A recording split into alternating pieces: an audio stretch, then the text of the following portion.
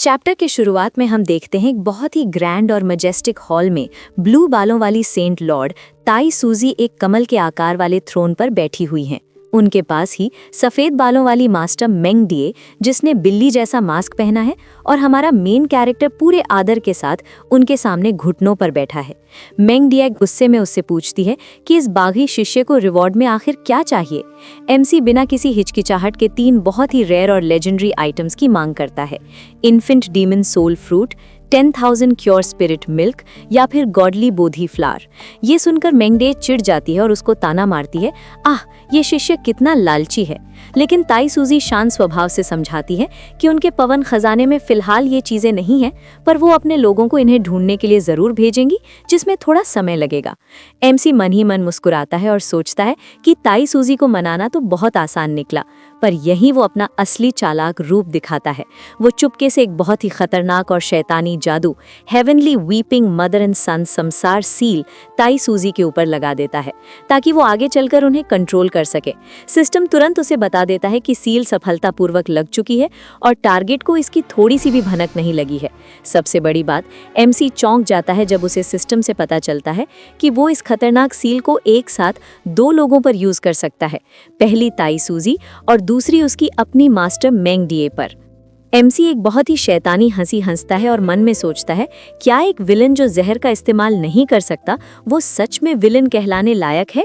ही चूशियू और उसका मास्टर ताई सूजी को अलविदा कहकर ताई सूजी रियल्म से चला जाता है। दूसरी तरफ अपनी आंखों को बंद किए ताई सूजी को अचानक से एक अजीब सा खतरा महसूस होता है और बेचैनी के कारण वो इस खतरे को भुलाने के लिए बाहर टहलने निकल जाती हैं। अगले ही सीन में रात का समय होता है और एक बहुत ही विशाल फ्लाइंग शिप आसमान में उड़ रहा है। शिप के मेन कैबिन के अंदर का माहौल थोड़ा शांत और अकेलेपन वाला है, जहां एमसी और उसकी मास्टर मेंग डिए आमने सामने बैठे हैं और 2 दासियां उन्हें चाय सर्व कर रही होती हैं। एमसी बिना वक्त बर्बाद किए उन दासियों को वहां से बाहर निकल जाने का इशारा करता है। जैसे ही वो दोनों अकेले होते हैं, मेंग डिए जोर से अपना मास्क निकाल फेंकती है और एमसी पर चिल्लाती है, तू बागी शिष्य, क्या तू वापस अपनी मास्टर को परेशान करने की कोशिश कर रहा है? क्या तू सच में मुझे सिर्फ एक टूल समझता है? एमसी बड़ी चालाकी से मुस्कुराता है और उसकी तरफ झुककर कहता है, मास्टर, क्या आप अपनी कल्टीवेशन वापस चाहती हैं? ये सुनकर मेंग डिए की आवाज थोड़ी नरम होती है और वो दबी हुई आवाज में ऑफ कोर्स बोलकर जवाब देती है। तब एमसी उसे बताता है कि उसने मेंग डिए के ऊपर एक ऐसी छुपाने वाली टेक्निक लगाई थी जिसकी वजह से खुद पवन सेंट लॉर्ड ताई सूजी भी ये नोटिस नहीं कर पाई कि मेंग डिए के पास अब कोई ताकत या कल्टीवेशन बची ही नहीं है। मेंग डिए थोड़ी राहत की सांस लेती है, पर उसे दिल ही दिल पता होता है कि इस बागी शिष्य की शर्तें कभी सीधी नहीं होती। तभी एमसी उसके सामने एक सुंदर सा बॉक्स खोलता है और मुस्कुराते हुए कहता है, पहले इसको पहनो, फिर तुम्हें रिवॉर्ड मिलेगा। मेंग डिए चौंक कर पूछती है कि ये आखिर है क्या, और हम अगले ही पल देखते हैं कि उसके हाथ में ब्लैक स्टॉकिंग्स हैं। अगले पैनल में मास्टर मेंग डिए उन ब्लैक स्टॉकिंग्स को पहनकर खड़ी होती हैं, जहां उसके चेहरे पर शर्म और गुस्सा दोनों साफ झलक रहे होते हैं। एमसी अचानक से उसके बहुत करीब आ जाता है, जिससे घबराकर मेंग डिए पीछे हटती हुई चिल्लाती है, तू क्या करने की कोशिश कर रहा है? एमसी उसकी नजरों में देखते हुए एक टीज करने वाली स्माइल के साथ बोलता है, तुम अभी भी मुझे उस नाम से बुला रही हो, मुझे गेगे बुलाओ।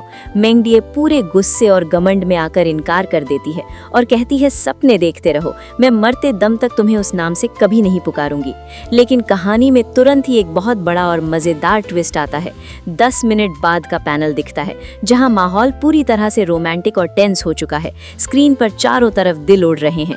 हम देखते हैं कि वही घमंडी मास्टर मेंग डिए अब बुरी तरह से शर्म से लाल है, उसके होंठ कांप रहे हैं, उसकी सांसें तेज चल रही हैं और आखिरकार अपनी जिद को तोड़ते हुए वो शर्म से भरी दबी हुई आवाज में कहती है, गे गे। आसमान में उड़ते उस फ्लाइंग शिप से डार्क और शांत रात में मेंग डिए की आखिरी गुस्से से भरी चीख गूंजती है, बागी शिष्य, एक दिन में तुझे जान से मार डालूंगी।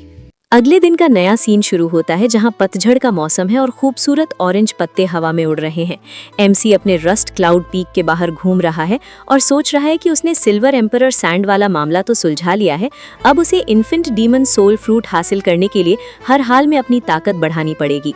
तभी चलते चलते उसका ध्यान 2 आम डिसाइपल्स पर जाता है, जो एक खबरों वाला पेपर स्क्रोल पढ़कर जोर जोर से बातें कर रहे होते हैं। वो लोग आपस में चर्चा कर रहे होते हैं कि दुनिया की हेवनली लिस्ट अभी अभी अपडेट हुई है। एक डिसाइपल बड़े कॉन्फिडेंस से कहता है कि डीमन चू तो काफी समय पहले मर चुका है, इसलिए उसकी जगह लिस्ट में किसी नए शख्स का आना तो बिल्कुल तय था। एमसी पीछे खड़ा हो की बातें सुनकर मन ही मन शैतानी हंसी हंसता है और सोचता है, हा, तुमने सपने में भी नहीं सोचा होगा कि जिस डीमन चू की तुम लोग बात कर रहे हो वो मरा नहीं, बल्कि जिंदा और बिल्कुल ठीक तुम्हारे सामने खड़ा है।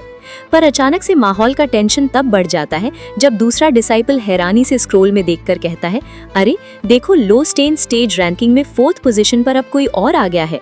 पहले वहाँ हमारी गॉडेस जैंग स्यांगलिंग थी, पर अब वहाँ लियू होंगी है।